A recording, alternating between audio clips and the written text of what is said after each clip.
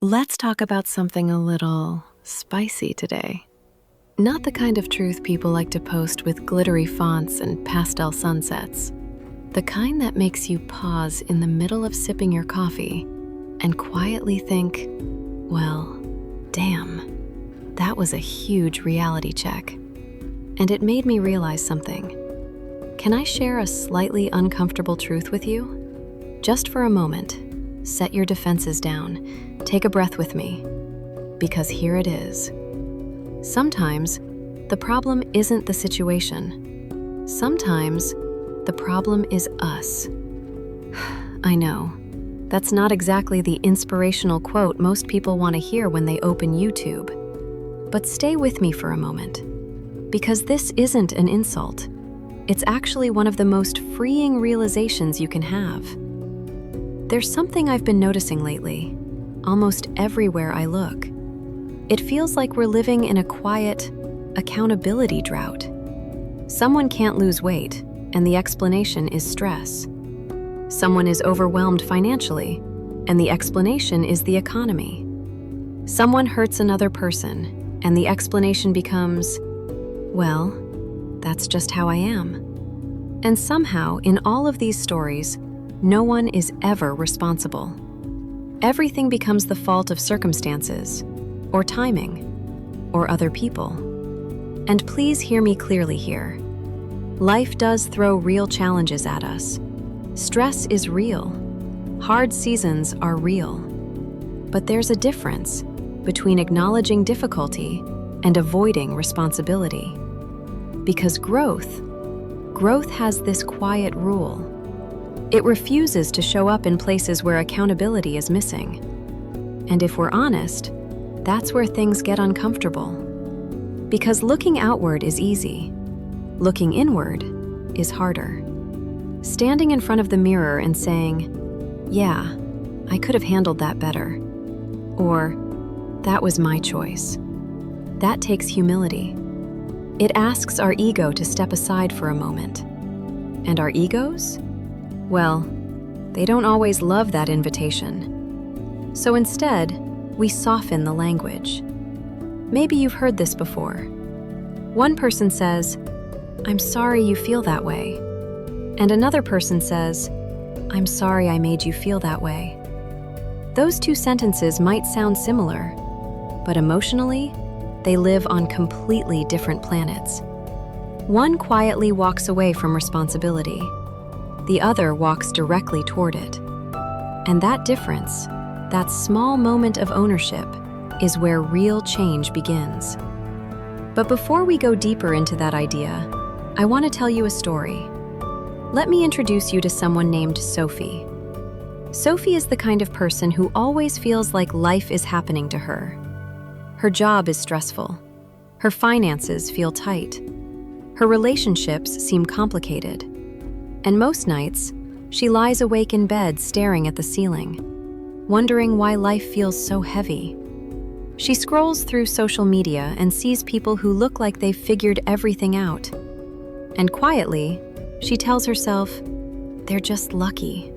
Or, they had better opportunities. Or sometimes, life just isn't fair. And for a long time, Sophie truly believes that. Until one night, something shifts. She's sitting at her kitchen table with a cup of tea that's already gone cold. The house is quiet. And she asks herself a question she's been avoiding for years. What part of this might be on me? In a gentle way, without blame, just honestly. And that moment feels uncomfortable, like standing in front of a mirror that doesn't filter the truth. But something surprising happens next. Instead of feeling smaller, Sophie feels powerful. Because if part of the problem belongs to her, then part of the solution does too. And that realization quietly changes everything. Now, if something in this moment is resonating with you, if you've ever had one of those quiet realizations about your own life, you can gently let me know by liking the video. Because sometimes that little gesture simply says, yeah, I felt this too. And I think a lot more of us have felt this than we admit. You see, there's a trap that many people fall into without realizing it. The trap of permanent victimhood. When everything in life feels like it's happening to you, it slowly becomes part of your identity. And the problem with that role is simple. Victims don't have power. When everything is outside your control, there's nothing you can change. But the moment you pause and say, okay, some of this might be on me, everything shifts. Suddenly, you're not powerless anymore. Now you have influence.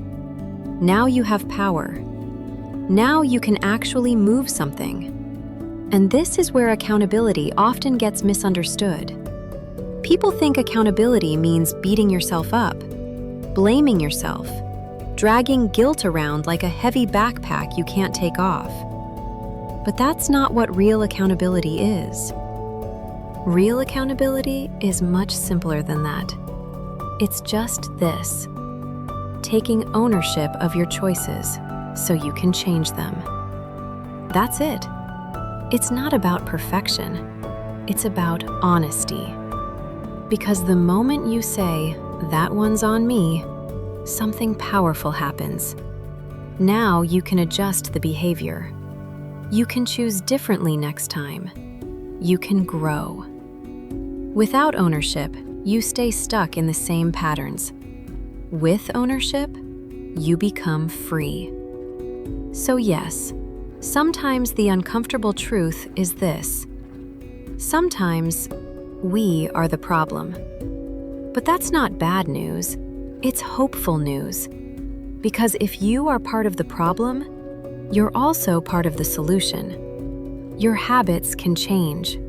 Your reactions can soften. Your choices can evolve. Nothing about that is shameful. In fact, it's the beginning of transformation.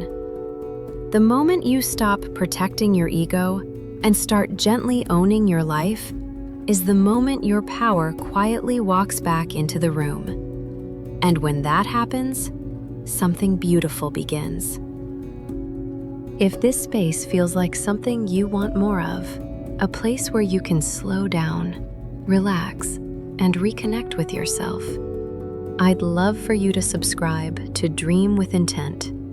This is a gentle corner where we explore inner knowing, healing, and growth, together at a pace that honors you. Thank you for spending this moment with me. Take what you need and leave the rest.